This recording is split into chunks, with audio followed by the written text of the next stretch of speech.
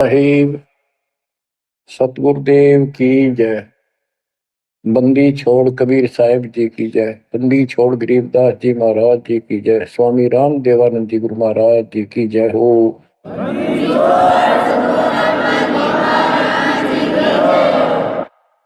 सर्व संतों की जय, सर्व भक्तों की जय, धर्मी पुरुषों की जय।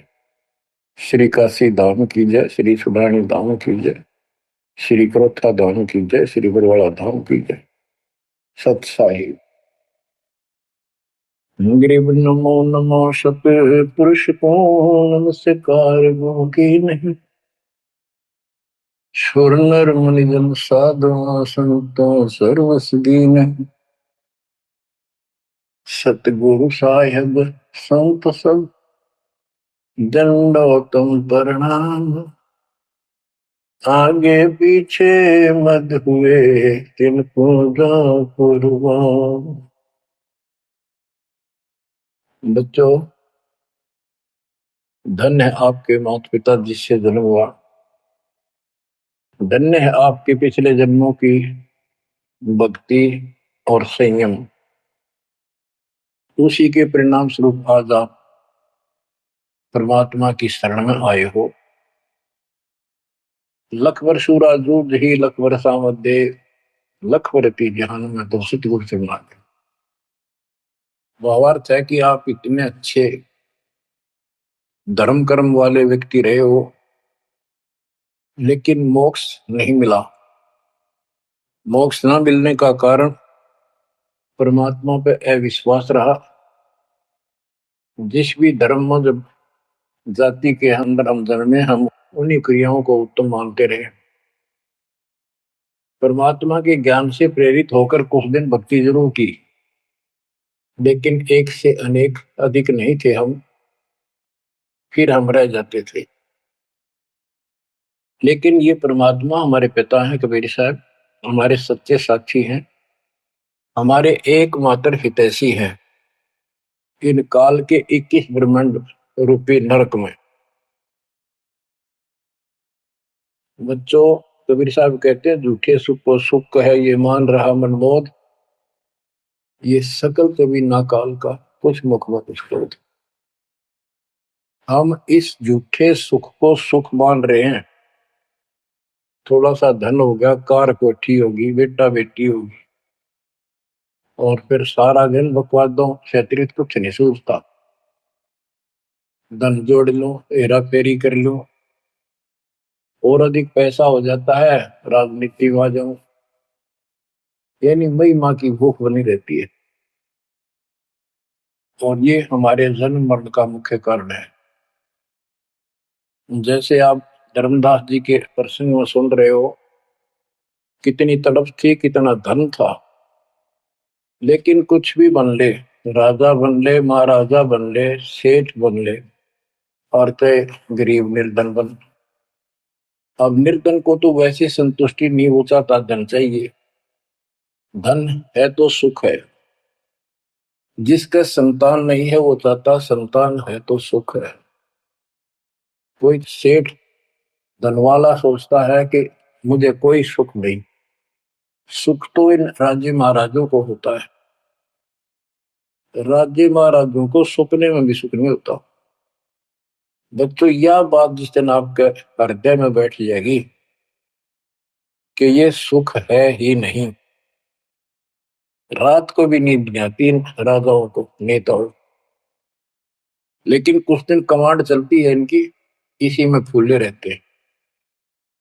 फिर ये भी सोचते हैं कि स्वर्ग में सुख होगा। स्वर्ग के राजा इंद्र, वो भी महादुखी, 24 घंटे टेंशन रहती है, कोई तप करके और तेरे इस राज ने छीन ना ले। स्वर्ग का राजा नीचे यज्ञ करके या तप करके बनता है, और उसमें एक शर्त होती है कि तेरे शासन के दौरान, तेरे शासन काल में यदि कोई पृथ्वी पे ऐसा तप कर लेगा जो खंड ना हो, कुछ समय निर्धारित है, और 100 अश्वमेध यज्ञ निर्बाध कर गया तो तेरी पदवी को छीन लिया जाएगा, उसको ये पद दिया जाएगा। तो बच्चों, उस राज को बनाए रखने के लिए इंद्र कभी हद भी पार कर देता है, अति कर देता है, इज्जत बेइज्जती का सवाल भी नहीं रहता। एक प्रसंग आता है, मार्कंडे गोसाई तपस्या कर रहे थे बंगाल की खाड़ी में। इंद्र को पता चला कि एक साधक मार्कंडे बहुत जबरदस्त तप कर रहा है और कुछ दिनों में उसका तप संपूर्ण होने वाला है और तेरी गद्दी जाएगी। उसने अपने देवता गुप्त रूप में गुप्तचर छोड़े होते हैं। इंद्र ने अपनी पत्नी भेजी उसका धर्म खंड करने के लिए।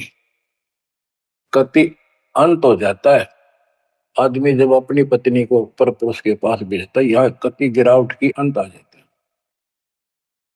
इतना जलील होना पड़ता है इस राज्य को बनाए रखने में, और वो भी हार जाती है। फिर इंद्र जाता है। ये लंबी कथा है, फिर कभी बताएंगे। मार्कंडे ऋषि इंद्र की पदवी को टारगेट करके तप नहीं कर रहा था। ये ऋषि क्या करते रहते हैं, ओम नाम का जाप करते हैं और तप करते हैं। तब तो इन्होंने ब्रह्मा जी से लिया। ब्रह्मा जी कमल के फूल पर बैठे थे। जब वो होश में आए, कमल जल पे होता कमल का फूल, सब जगह जल ही जल था। आकाशवाणी हुई कि तप करो। यह आकाशवाणी उसने भगवान की मानी। 1000 वर्ष तप किया। फिर आकाशवाणी हुई सृष्टि रचो, यानी जीव उत्पत्ति करो। तो कहने का भाव ये है बच्चों, फिर बाद में इनको वेद मिले, ब्रह्मा ने वेद पढ़े। ये सारे ब्राह्मण ब्रह्मा की संतान है। इनका सबका गुरु ब्रह्मा जी है। ब्रह्मा जी ने इनको बताया ओम नाम का जाप वेद में लिखा है। बच्चों, ब्रह्मा जी ने वेदों को पढ़ा। उसमें यजुर्वेद अध्याय 40 मंत्र 15 में ओम नाम है। चारों वेदों में कहीं और दूसरा नाम नहीं, ना दोबारा ओम नाम का जिक्र है। तो इन्होंने ओम नाम तो वेदों से ले लिया और तब आकाशवाणी मान ली भगवान की ब्रह्मा जी ने। तो ऋषियों ने उसी आधार पर साधना की। मार्कंडे भी वही डले डो रहा था। उसको इतना जरूर पता था कि इंद्र का राज एक अन्य गानी ओम के जाप से ब्रह्मलोक प्राप्ति होती है। तो वो ओम नाम का जाप करता था, उधर से वो तप भी करता था। ओम नाम के जाप से ब्रह्म लोक प्राप्त होता है। गीता अध्याय 8 श्लोक 13 में गीता बोलने वाला प्रभु कहता है, ओम इति एक अक्षरम ब्रह्म विवहारं माम अनुस्मरण ये पर्याति पदम देहम स याति परमाम गतिम। मुझ ब्रह्म का केवल एक ओम नाम है, जो इसका अंतिम सांस तक भक्ति करते हुए शरीर छोड़ के जाता है, वो ओम नाम से मिलने वाली परम गति यानी ब्रह्मलोक को प्राप्त होता है। ब्रह्मलोक प्राप्त होता है, ये कहां प्रमाण है? श्री देवी महापुराण। श्री देवी जी दुर्गा जी राजा हिमालय को बताती है। राजा हिमालय कहता है जी मुझे मोक्ष मार्ग बताओ। वो देवी का परम भगत था। देवी ने राजा हिमालय को बताया कि ओम नाम का जाप कर इससे ब्रह्म की प्राप्ति होगी। दिव्य आकाश रूपी ब्रह्म लोक में रहता है। इति सिद्धम, ओम नाम के जाप से ब्रह्म लोक प्राप्ति है। गीता अध्याय 8 श्लोक 16 में लिखा है कि ब्रह्म लोक में गए साधक भी पुनरावृत्ति के अंदर है, दोबारा जन्म मृत्यु में आते हैं। अब जो साधना कर रहा है उसको कति उत्तम मान के कर रहा है, ना तो करे को नहीं, इच्छा ही नहीं बना उसकी। बताओ, इनको ये नहीं बता तुम कर के रहे हो, इसका प्रतिफल क्या हो। एक कथा सुनाऊं, छोटा सा चुटकुला, सच्चाई है, चुटकुला नहीं, उदाहरण। दास के पास एक बहन अपनी दूसरी बहन को लेके आई। उसका पति शराब पिया करता और रोज पीटे, झगड़ा रखे। तो जो लेके आई थी उसका पति भी इतना नालायक था। परमात्मा ने दया करी, वो सुधर गया और तगड़ी भक्ति करने लग गया, खूब सुधर गया। चर्चा होगी गांव में। तो वो बहन बोली जी मैं तो अपनी बहन को देख कर आई हूँ, इसके तो सारे सुख हो गए। मैं बेटी आपके भी होंगे, आपको ये हमारी मर्यादा का पालन करना पड़ेगा। वह बोली जी मैं ये व्रत ना छोड़ दूं, 16 शुक्रवार के व्रत करती हूँ। 16 शुक्रवार के व्रत करने हैं, वे तो 5-6 हुए हैं मेरे। मैं बोला हमारा नाम लेना बेटी वो सब त्यागने पड़ेंगे। ये व्रत रखती किस उद्देश्य से है, कि लाभ होगा आपको। फिर तो वो बहन बोली जी बताई थी किसी ने, अब तेरा पति शराब छोड़ देगा। मैं बोला पहले 16 शुक्रवार व्रत के प्रतिफल बताऊं के उसे, इसका लाभ क्या है। ये आन उपासना ये डड़े ढोने वाले क्या बताते हैं कि एक बहन का पति परदेश में गया था और वो 2-3-4 साल तक आया नहीं। उसने किसी ज्योतिषियों से दिखाया, पतरे हाथ दिखाए, किसी ने बता दिया कि तेरा पति तुझे भूल चुका है, तेरी याद नहीं रही। माता संतोषी के व्रत रख 16, तेरा पति वापस आ जाएगा। उसने व्रत रखने शुरू किए शुक्रवार के 16वें दिन, 16वें व्रत वाले दिन वापस आ गया। ये है इसका फल। और मैं बोला तेरा पति रोज आवे रोज कूटे, गड्ढेगी तू इस बता के फूकेगी इन बर्ता, बुद्धि कान रखेगी तुम्हारी। तंती रखना नहीं चाहिए, 2-4 दिन ना हो तो बढ़िया, पिटाई देना हुआ। कहने का भाव यह बच्चों, इन गुरुआ गांव बिगाड़े संतो गुरुआ गांव बिगाड़े, ऐसे कर्म जीव का लागिए कीव जड़े नहीं जाड़े। तो मार्कंडे ऋषि इंद्र से कहता है, इंद्र तू इंद्र की पदवी छोड़ दे, अगले जन्म में गधा बनेगा। इंद्र कहता जी फेर की फेर देखी जाएगी, तो मौज करने दो। बता हमारी बुद्धि यहां तक सेट हो चुकी है, फेर के देखी जाएगी, गधा बने पाछा तो कुमार देखेगा, कड़म मारेगा लठ, 2.5 मन का धरेगा समान कमर पे। मार्कंडे ऋषि उसको कहता है तू मेरे वाली साधना कर ले, तुझे ब्रह्म लोक पहुंचा दूंगा। बच्चों वो कहते हैं ना, बेड की लात गुडने तले तले, ये कहीं जा लो, इनका ये इतना ज्ञान है, इतनी इनकी अंतिम भक्ति है। अब प्रसंग चल रहा है धर्मदास जी का। ये जड़े धर्मदास जी ने खूब डो लिए थे, और जब आंख खुली, होए होए होए, अब परमात्मा उनको छोड़कर चले गए। दोनों पति पत्नी देखते ही रह गए, आंखों में आंसू टपक रहे थे। ओझल हो गए भगवान जब गली से अंदर आए, रागा खूब रोए अंदर बैठ के। ताकि पता नहीं आऊंगे कि ना आऊंगे ना, ये गांव नाम बताते, ये भी कमाल हो गया।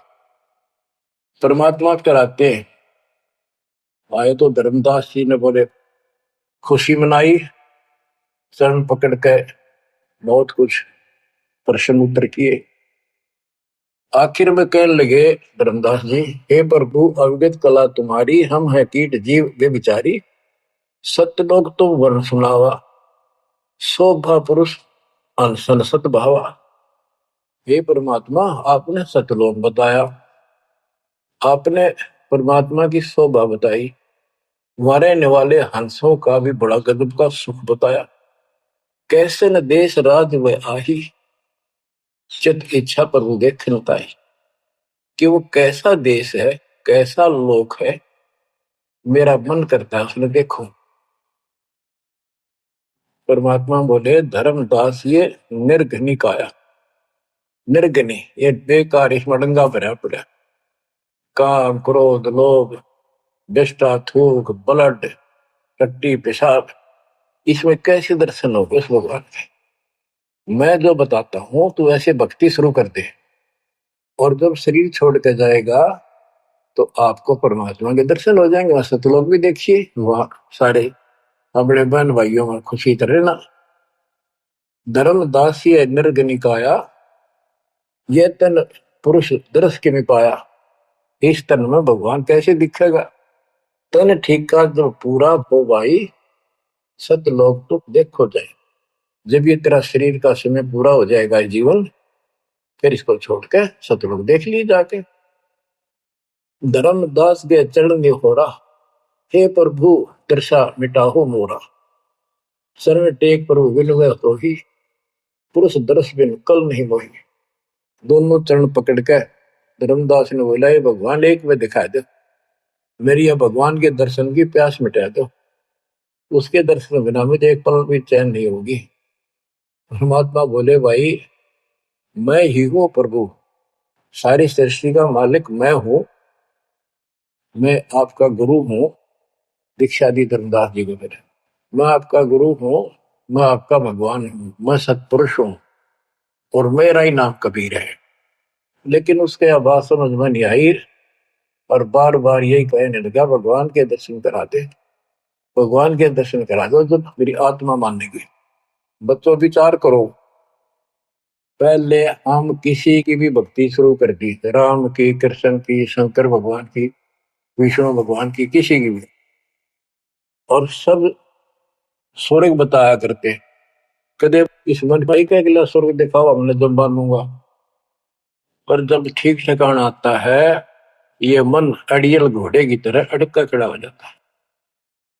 तीसरे केवल बकवाद करवानी, अच्छे राह पर लगते समय सौ बाधा पैदा करता है। ये मन अड़ रहा था। गुप्त भय प्रभु अविगत ताता, धर्मदास मुखावन बाता। जब इतनी जिद करी, परमात्मा अंतर ध्यान हो गया और धर्मदास वो खोले रह गया, ना हाँ करे ना बोले, या के बड़ी क्या कहने लगा, मैं मति हीन कोमती मोहि लागा, मोहि सम कौन है जग में बागा, मैं मूर्ख प्रतीत न कीना, अस साहिब के मैं नहीं चीने। अब कौन विधि दर्शन पाऊं, दर्शन बिना मैं प्राण गवाऊं, चरणों दक बिन करुण अग्रासा, तदों शरीर कह धर्मदासा। अब क्या कहता है, मैं बड़ा निकम्मा, मैं दुष्ट आत्मा, मतिहीन, कितना मुंह ला लिया भगवान ने मेरे को, और देख मैं कितनी इज्जत कर गया, मेरे जैसा निर्भाग धरती पर नहीं। मैं मूर्ख, मैंने भगवान पर विश्वास नहीं किया, फिर वो बुरी तरह, इस मन की यह गंदी आदत है। अब कौन विधि दर्शन पाऊं, दर्शन बिना मैं प्राण गवाऊं, चरणों तक बिन करो न ग्रासा, जब लगूं के चरण धोकर नहीं पी लूंगा मैं, अन्न नहीं खाऊं, तजो शरीर कह धर्मदासा, नहीं तो मरूंगा। दिवस सात लग अन्न न खावा, भजन अखंड नाम लो लाओ। जो नाम दिया था उसमें डट कर भक्ति करता रहा, ना कुछ खाया ना पिया। सातवें दिन पर वो प्रगट दिखाए, धर्मदास पद गए उकलाए। सातवें दिन परमात्मा आए, धर्मदास ने पैर तरफते हुए पड़े पड़े ने पैर पकड़ लिए, दृढ़ श्वासा निपट अधीरा, पड़े चरणन में अक्षीण शरीरा।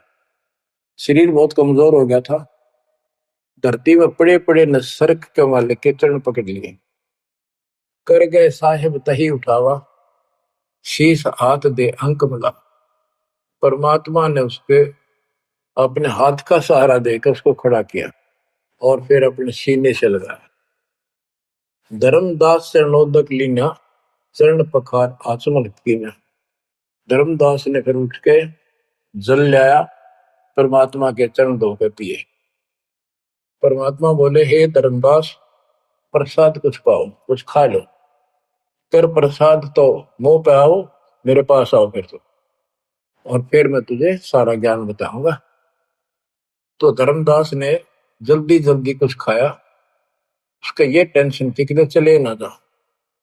थोड़ा बहुत खाया, पानी पी के पटदे से आगे बैठ गया।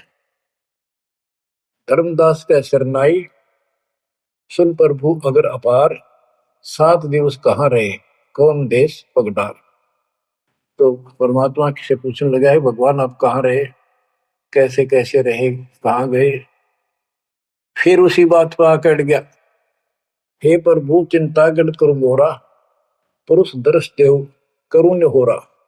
मैं हाथ जोड़ू, आपके नहोरे निकालूं, मुझे भगवान के दर्शन दिखा दे। परमात्मा कहते हैं, धर्मदास ये हट का कर हो, मानो शब्द शीश पर धर हो। मैं तो कहूँ वो मान ले तू, हमरे गहे पुरुष पे जय है, बिना गहे वो हजार न पे।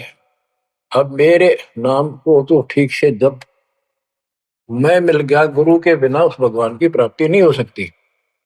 हमसो पुरुष ऐसा आही, जल तरंग जल अंतर नाही।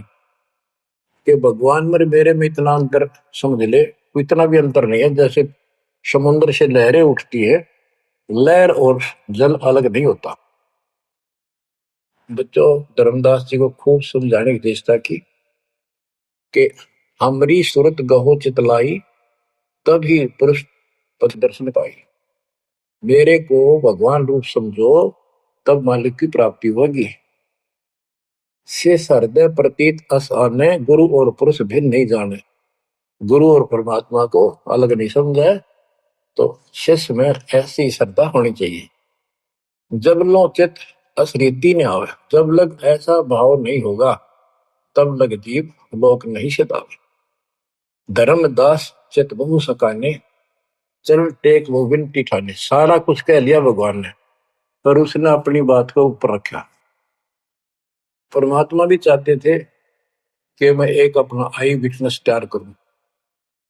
हे प्रभु, सत कहो तो पाही, तुम ते कुछ तुस्ताई नहीं। मोरे तुम पुरुष हो स्वामी, यम ते छुड़ाओ अंतर्यामी। हो प्रभु, वर्णव लोक की शोभा, ताते आदि मोर मन लोभा। आपने इतना सुंदर लोक बताया, वहां के इतने सुख बताए, तो इसलिए मैं देखना चाहता हूं। तब लीला बहुत हम देखा, आपके चमत्कार मैंने बहुत देख ली। पुरुष दर्श बिन रह ये रेखा, भगवान के दर्शन नहीं कर लूंगा, इतना मेरे मन का दोष निकले नहीं। जो किंकर पर हो दयाला, तो छिन में होएगा पुरसाला। कि मेरे दिल का कांटा जब निकलेगा, जब आप यह दया कर दोगे। तब परमात्मा ने कहा, धर्मदास ठीक है, चलो। बच्चों, उस समय परमात्मा कबीर जी और धर्मदास अकेले उसके एक बगीची सी थी, उसमें थे, दोनों ही जने थे। धर्मदास जी की आत्मा को लेके परमात्मा ऊपर चले गए। पीछे से लोगों ने देखा, घर वालों ने जाके देखा, धर्मदास आया नहीं, क्या हो गया। वो बेहोश पड़ा, जैसे कोमा में होता है, मरा नहीं। 3 दिन तक ऐसा रहा। मालिक को ऊपर लेके गया। धर्मनी जो ऐसो चितके ना, तन तद चल लोक प्रवीणा। छोड़ इस शरीर को, चल मेरे साथ। राखो तन गौण ले हंसा, ता पहुंचे जा काल ही संसा। क्षण एक में पहुंचे जाई, अवगत लीला लखे को पाए। शोभा लोक देख सुख माना, और उदित असंख्य शशि और भाना। इतना प्रकाश उस लोक का, जैसे असंख्य सूर्य और चांद उदय हो गए हो। परमात्मा कबीर जी जिंदा बाबा के रूप में थे। जब सतलोक में पहुंचे, और जब उस परमात्मा के महल के सामने सतलोक में संतरी खड़ा था, परमात्मा बोले, भाइयों, मृतलोक से एक हंस आए हैं, धर्मदास इनका नाम है, और इनको वह परमात्मा के दर्शन कराओ सतपुरुष के। द्वारपाल ने एक और भगत को बुलाया और कहा, इनको सतपुरुष के दर्शन करा के लाओ, महल में ले जाओ, दरबार में। जब वो लेके चला धर्मदास जी को, बहुत से भगत और आगे हंस हंसनी, यानी जैसे यहाँ भगत कहते हैं, वहां हंस कहते हैं, भगतमती कहते हैं, वहां हंसनी कहते हैं। हंस का अर्थ है, हंस एक पक्षी है जो बुगले जैसा होता है, ताकि सेम टू सेम। लेकिन उसका गुण ये होता है, वो मांस मच्छी नहीं खाता, भूखा मर जाएगा, केवल मोती खाता है। अर्थात संत भगत वो होता है जो सब बकवाद छोड़ दे, केवल राम नाम के मोती सेवा सुमन दान करे, उनको हंस कहते हैं। तो काफी हंस इकट्ठे होकर आगे भगत और हंसनी भगतमती। बच्चों, जैसे दास बताता रहता है जो बच्चे स्कूल में सुख लेना चाहते हैं और वहां बकवादों में लगे रहते हैं वो सदा दुखी होते हैं। अपनी पढ़ाई पूरी करके बढ़िया नौकरी मिल जाए फिर नाचो गाओ, वहां सुख लो सारा। नाचने गाने का मतलब यहाँ पृथ्वी लोक पर तो रहना नहीं। भाव ये है कि जब आप सतलोक चले जाओ तो वहां मौज करियो सारी है। यहाँ काहे का नाचना और कित का गाना, एक पलक में पता नहीं क्या हो जाए। तो जैसे सतलोक में दूसरे धर्म वाले कई कहते हैं, जो सतलोक की महिमा बताते हैं कि सतलोक में प्रकाश ही प्रकाश है, वहां और कुछ है ही नहीं। वो आत्मा उसमें ऐसे मिल जाती है जैसे बूंद समुद्र में। ये पूरा राधा स्वामी पंथ, सत्ता सौदा वाले, सरसाले, देव गुरुदेव वाले और भी सब इस यह रटला रहे, वहां कुछ नहीं है।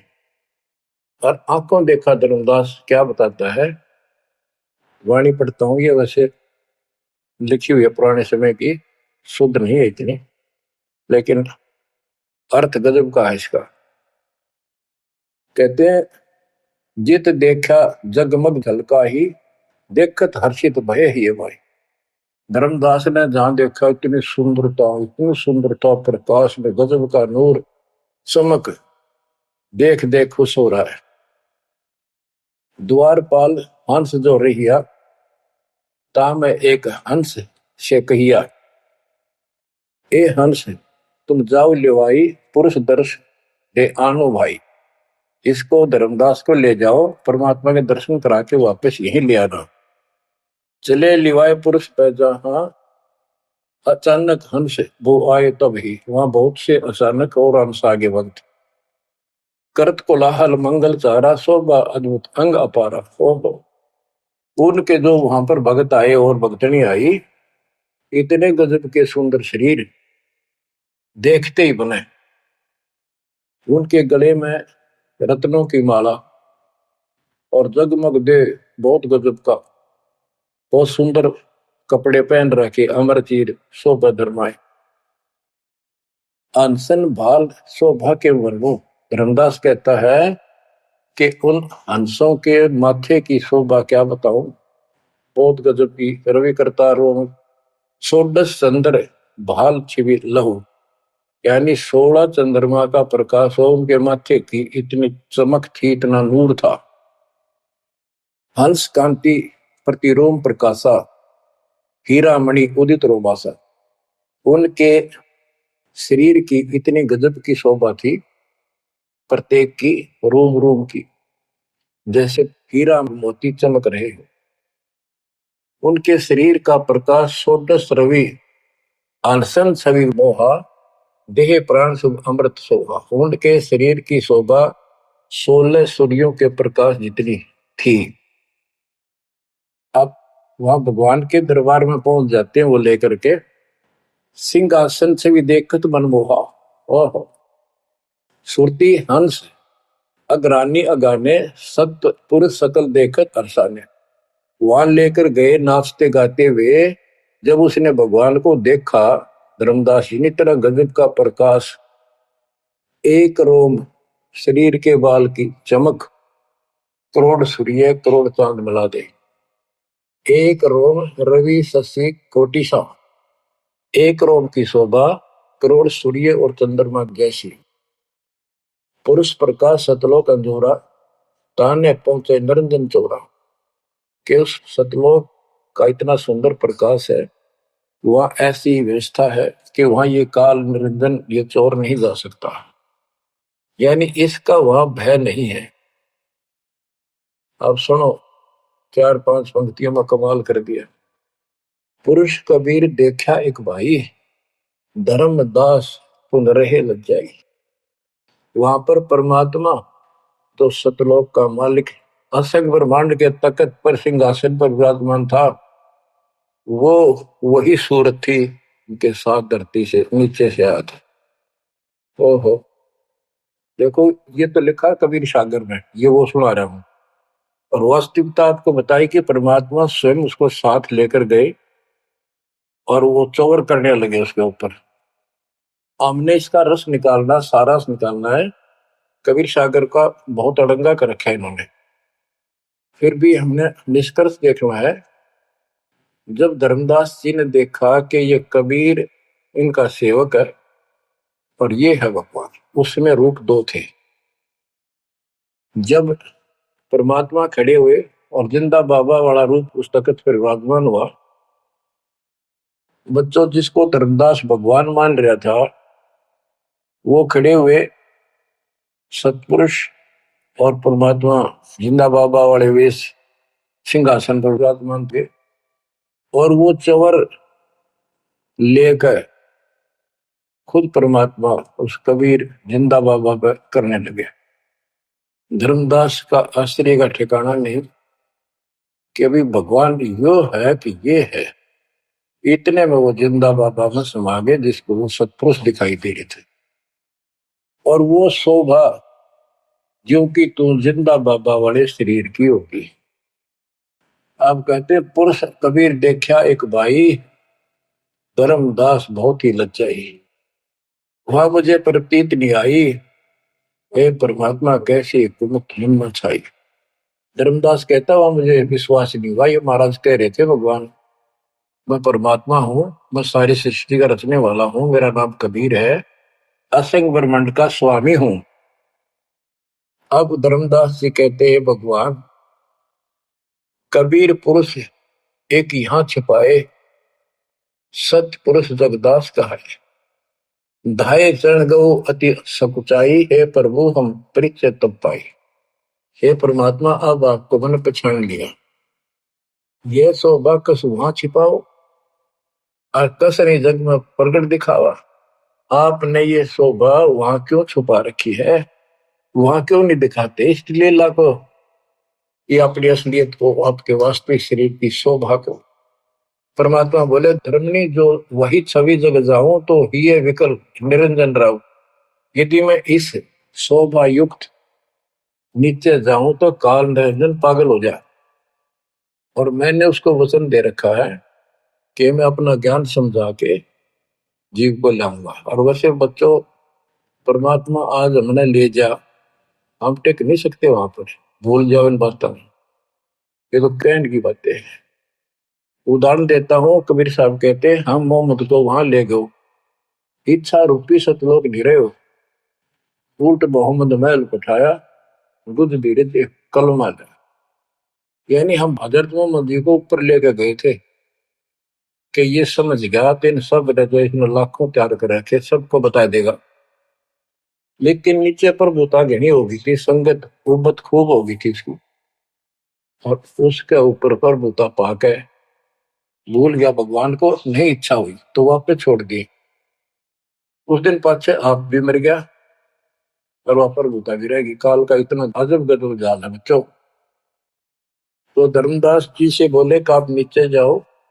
धर्मदास जी बोले भगवान ये वहां ना बेचो, यही रख लो मेरे दाता, इस नरक में मत बेचो। अब मैं नहीं जाऊं दाता वहां पर। परमात्मा बोले भी ऐसे नहीं बात सुनेंगे, वहां तुम जा चिंता ना कर, मैं तेरे साथ रहूंगा और सत भक्ति दूंगा, उससे आपकी भक्ति गजब की बन जाएगी और भक्ति युक्त होकर यहाँ आएगा, वैसे यहाँ ठिकाना नहीं मिलेगा तेरे। और दूसरी बात है कि तूने सब कुछ देखा है, नीचे औरों को बता, तेरे भाई बहनों को विश्वास होगा।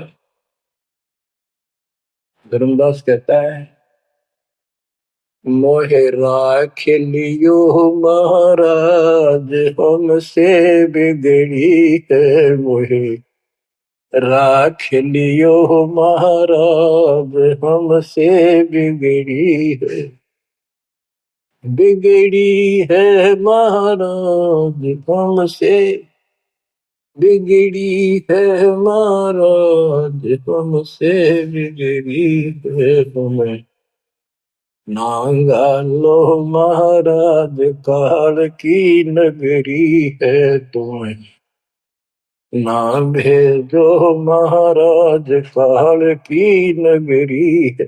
रो बुरी तरह जैसे किसी ने आग में धकाया करे जबरदस्ती मर तो राख लो महाराज हम गंदे इंसान से। अब पता चला उन सारे भक्तों ने बताया तुमने ऐसी गलती करी थी भाई, इसलिए दुख पा रही कि हमने खुद बिगाड़ी अपनी किस्मत। तुम रख लो दाता, ना भेजो मेरे मालिक, पैर पकड़े रोवे। परमात्मा बोले भाई ऐसा ना कर, वापस चल और वहां पर मैं तेरे साथ रहूंगा, भक्ति कर, कोई दिक्कत नहीं आने दूंगा मैं तेरे को, चिंता ना करी, तेरे पीछे पीछे न फिरूं था मैं। और ये सारे ठाठ मैंने दे रखे थे तेरे को वहां पर, ना काल तो सारा कचू मन निकाल दे 1 मिनट में। धर्मदास को फिर हौसला हुआ और तीसरे दिन शरीर में वापस आया। आसपास सारे रिश्तेदार भी आ गए 3 दिन में। सारा गांव क्यों सेठ था, पैसे वाला था, लोग जोर पे बैठे, ना मरता ना जिंदा, इसका क्या हाल हो गया। परमात्मा ने बताया मैं काशी में हूं, एक जुल्हे का काम करता हूं, मेरा नाम कबीर है, मेरा गुरु रामानंद जी है, स्वामी रामानंद, जो वहां के प्रसिद्ध संत हुआ करते थे। धर्मदास जी सचेत हुए, उठे तो देखा चारों तरफ हाहाकार मच रहा, वो जिंदा हो गए तो एकदम खुशी की लहर आ गई। आमनी भी रोए, तो वो कहने लगा क्या हो गया तुमको। तो बोले आप तो मर गए थे, ना मरो थे ना जियो थे, अचेत पड़े थे, बेहोश थे, हमको टेंशन हो गई थी कि मरेंगे।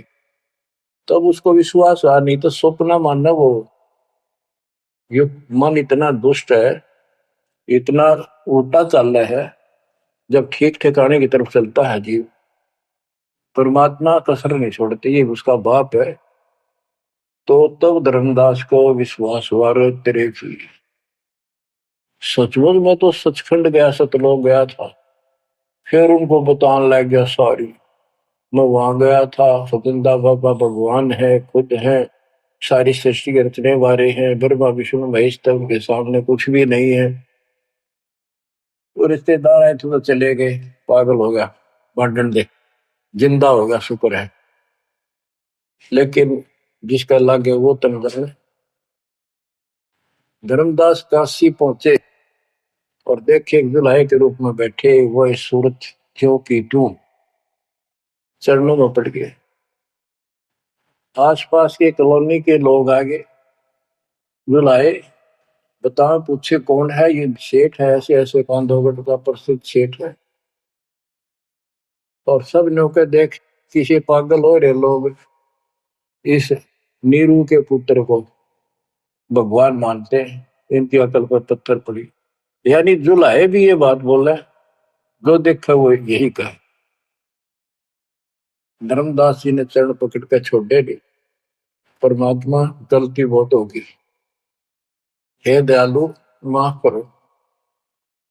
जब परमेश्वर ने उसको कहा बच्चा तेरा दोष नहीं, इस काल ने सबकी बुद्धि फेर रखी, और जो भी ये सारा संसार आपको दिखाई देता है ये कुछ भी नहीं है। 1 सेकंड में मृत्यु हो जाती है इंसान की, और फिर कुत्ते गधे बनाकर छोड़ देता है। इसने तो सच्ची भक्ति करने नहीं देनी, या सच्ची भक्ति या जैसी भी आस्था मैं ही जीवों की बनाए रखे हुए हूं। उस टाइम तो धर्मदास जी सारी मान्य था, वो बात ही नहीं रही। अब परमात्मा बोले धर्मदास आप अपने घर जाओ, और बच्चा मैं वही आऊंगा तुम्हारे पास। धर्मदास बोला जी आइयो, मेरा बेटे ने भी समझाइयो, और आमनी ने भी सतनाम दिया, बेटा भाई मैं आऊंगा पक्का। धर्मदास से ले गए परमात्मा वहां, आमनी को नाम दिया। और धर्मदास जी बोले जी मेरा एक पुत्र है नारायण दास, उसको भी समझाओ। धर्मदास जी ने नारायण दास बुलाया कि आजा भाई, गुरु जी आई, भगवान आ रहे हैं। बैठ गया, परमात्मा ने जो ज्ञान सुनाया उठ के चल पड़ा। फिर बुलाए तभी नहीं आया, अगली बार भगवान ने खूब कह लिया बुला ला भाई, तेरे बेटे ने नाम दे दूंगा। धर्मदास गया, बेटा आजा, नारायण दास कल्याण हो जाएगा, काल के जाल में फंस गई।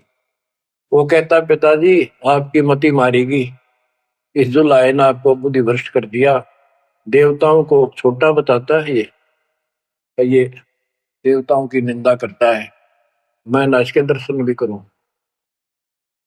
धर्मदास ने खूब कह लिया पर लड़का मानना नहीं। धर्मदास जी रोने लग गया महाराज के चरणों मांग, दाता एक तो पुत्र मेरा हरियो काल के मुंह में जाकर दया करो दाता, इसको शरण में ले लो दाता। हे भगवान मैं बहुत दुखी हूं। परमात्मा बोले बेटा मैं समझाऊं तू समझावे और इसकी मां समझावे, कि तुम्हारे से ज्यादा इसका हमदर्द कौन हो सकता है। जब ये आपकी नहीं मानता तो भाई इसको छोड़ दो। ये महाराज इन्हों के छेड़ा जा है, ये महाराज समझाओ इसने।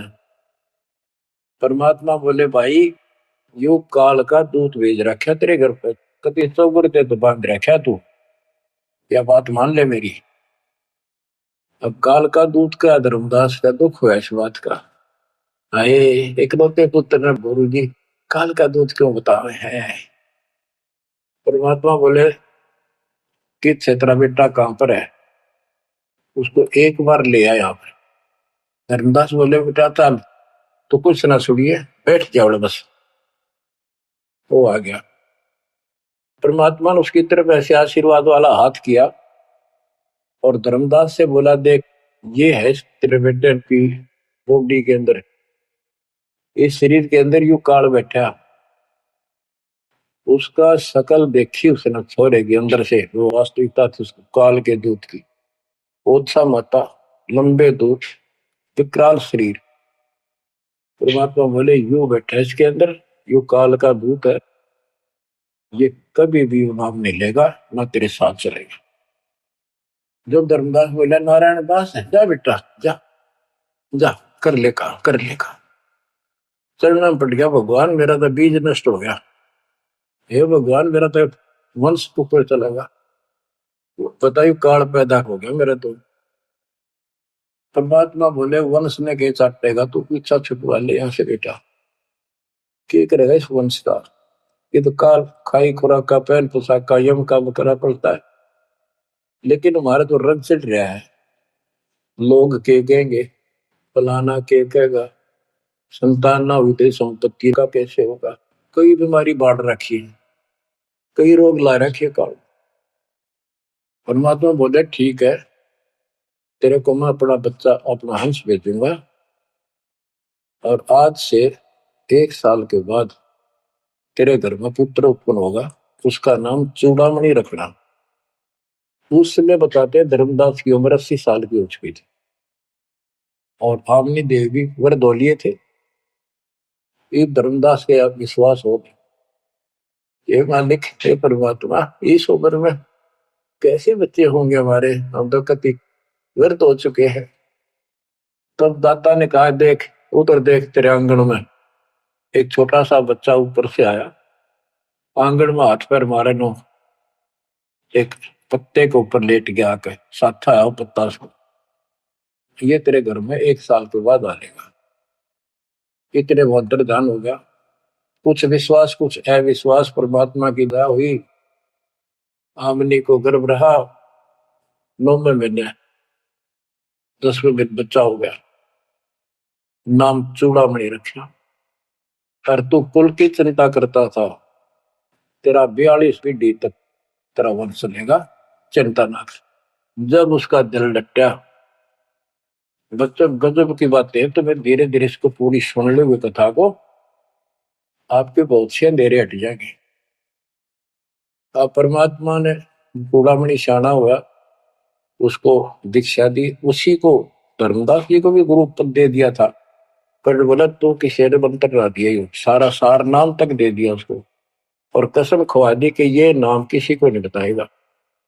जब धर्मदास डिगमग देखे तो उसके लड़के को गुरु पद दे दिया चूड़ामणि, केवल 5 नाम, ये 7 में से 5 बीच बीच के दिए, और बेटा इसी को तू आगे देता रहना, तेरे गुरु पद दे दिया। परमात्मा की कोशिश थी ये मंत्र करते रहेंगे, इनको मनुष्य जीवन मिलते रहेंगे, भगवान की आस्था इनमें बनी रहेगी, कुछ लाभ होते रहेंगे, और इस बिजली पीढ़ी तक जाना था उनको। लेकिन धर्मदास को बता दिया था कि काल मेरे नाम से 12 पंथ चलाएगा, जो सारे गलत साधना करवाएगा, और तेरे वंशज तेरे परिवार वाले 6ठी पीढ़ी में जाके ये असली नाम भी छोड़ देंगे। एक टकसारी पंथ होगा, उसकी साधना शुरू कर देंगे, तो एक आने की नहीं होगी। जो इब सारे धर्मदास वाले दामा खेड़ा वाली गद्दी में वो टकसारी वाले की साधना चल रही है। वो 5 नाम भी गए। फिर धर्मदास रोने लग गया, हे मालिक इनका उद्धार कैसे होगा। और माता बोले मैंने कुल दिया तेरा 42 वंश तेरे, उद्धार उसका होगा जो मैं भेजूंगा एक संत भगत अपना दास, उसे तेरे पीढ़ी वाले नाम लेंगे या सारा संसार लेगा, सबकी मुक्ति हो जाएगी। बच्चों, परमात्मा की असीम रजा है, आप ये सत्यनारायण कथा सुन रहे हो और सुनते रहो। मुश्किल से ये अमर कथा मिली है सुनने को। मालिक आपको मोक्ष दे, सदा सुखी रखे। सत साई।